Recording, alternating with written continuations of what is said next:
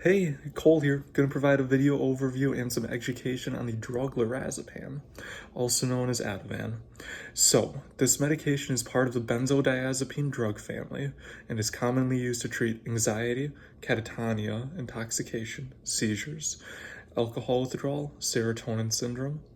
The way that this medication works is it binds to receptors in the central nervous system and kind of works to slow everything down and make the central nervous system less excitable. If you take this medication by mouth, you're going to begin to feel the effects of it within about 20 to 30 minutes, and it peaks within about 2 hours for immediate release and about 14 hours for extended release.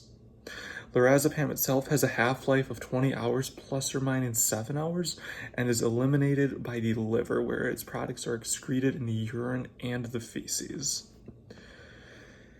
While this medication is great for the indications that we talked about earlier, it does have some things to be cognizant of.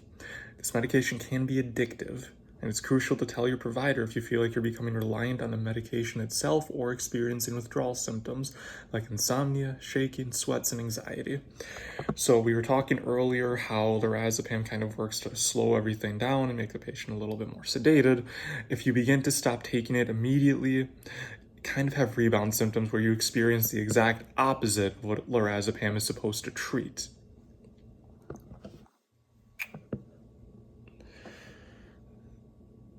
A lot of medications have this phenomenon where you gradually taper off.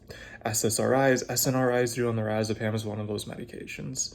For some patients, it's not uncommon to be taking this medication chronically. So for some reason, if they were to be like, hey, you know what, I want to stop.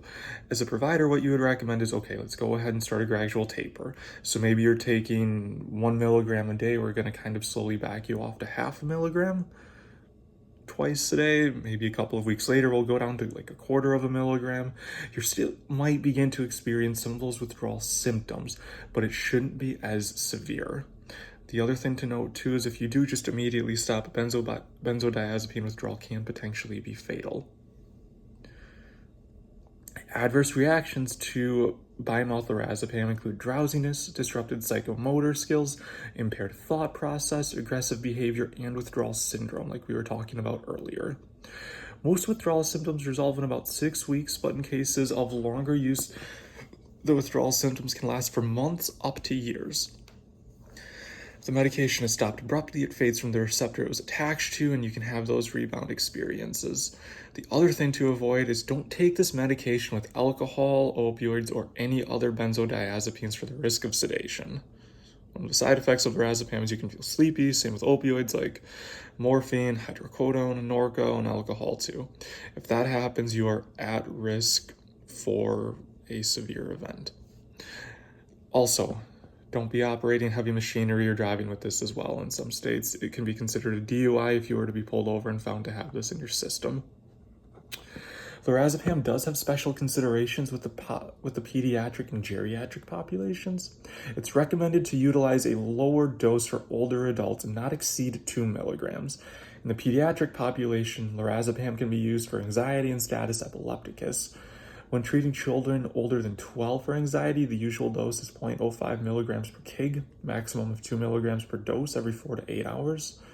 And in status epilepticus, the dose is typically 0.1 milligrams per kg with a maximum of 4, and you can repeat that in about 5 to 10 minutes. So, let me know what other new things you learned about lorazepam from this video. Thanks for listening, everybody. Bye.